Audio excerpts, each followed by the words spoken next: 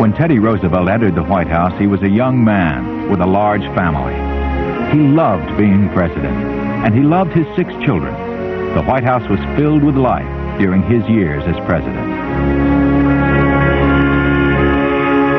America fell in love with the oldest daughter, Alice, and her White House wedding was the Washington event of 1905. As president, Roosevelt preached the doctrine of the strenuous life. His speeches were filled with words like duty and national greatness, and he seemed to have the energy of many men. Far better to dare mighty things, he said, to win glorious triumphs, though checkered by failure, than to take rank with those poor spirits who live in the gray twilight that knows not victory or defeat. Few presidents in history have been as popular as Theodore Roosevelt. Though he disliked the name Teddy, that's what most Americans called him, and kids for the first time grew up with teddy bears. Cartoonists loved him too, and helped to make him famous. Roosevelt's popularity was so great by 1904 that the Republicans renominated him for another term. He campaigned widely, always speaking about a square deal for all Americans. William Jennings Bryan said he was ready to run again, but he had lost twice before, and the Democrats chose Judge Alton B. Parker of New York. Eugene Debs ran on the socialist ticket. Roosevelt's election victory was hardly surprising. His progressive policies and vigorous personality earned him the respect of young and old alike.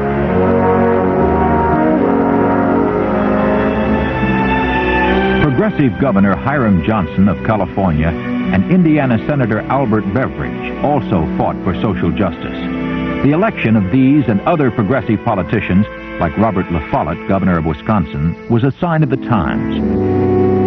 Progressives spoke out for those who had no voice, like the children.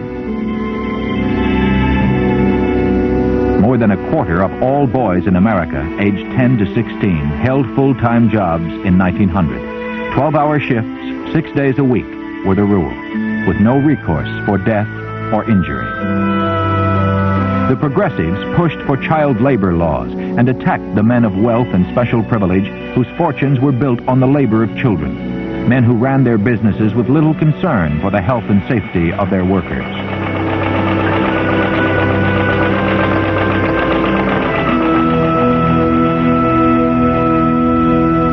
Progressive concern reached into the cities, to the slums and crowded tenements. Progressive reformers passed a housing inspection law in New York City early in the decade. Within a few years, most cities had similar laws on the books. Immigrants in many cities discovered the settlement houses. Hull House in Chicago was the most famous. There, social workers helped confused and frightened immigrants find homes and jobs and learn English. Jane Addams was the guiding spirit of the movement. Lincoln Steffens was a progressive journalist. His book on urban conditions he called The Shame of the Cities. Ray Stannard Baker exposed corruption in the mines and railroads.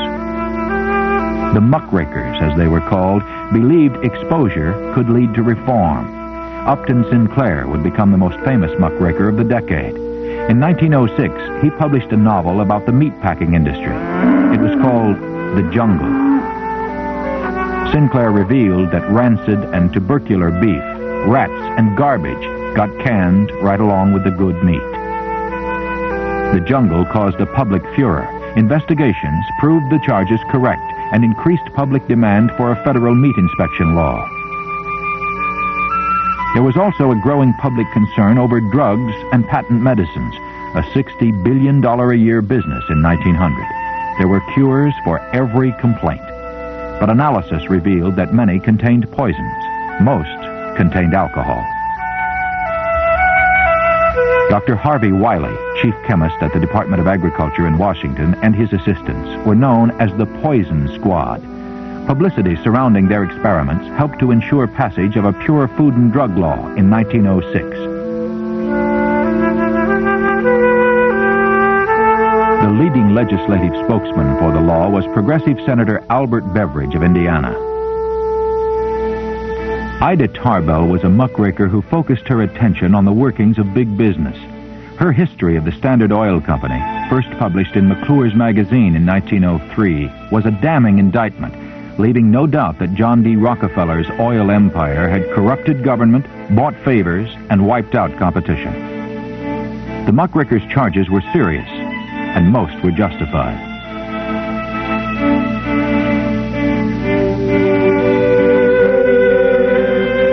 Businessmen were powerful, but not above criticism. Moreover, many of them believed that great wealth carried with it the burden of social responsibility.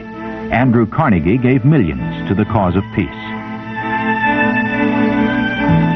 In 1908, John D. Rockefeller donated $1 million to combat hookworm, a disease rampant in the South.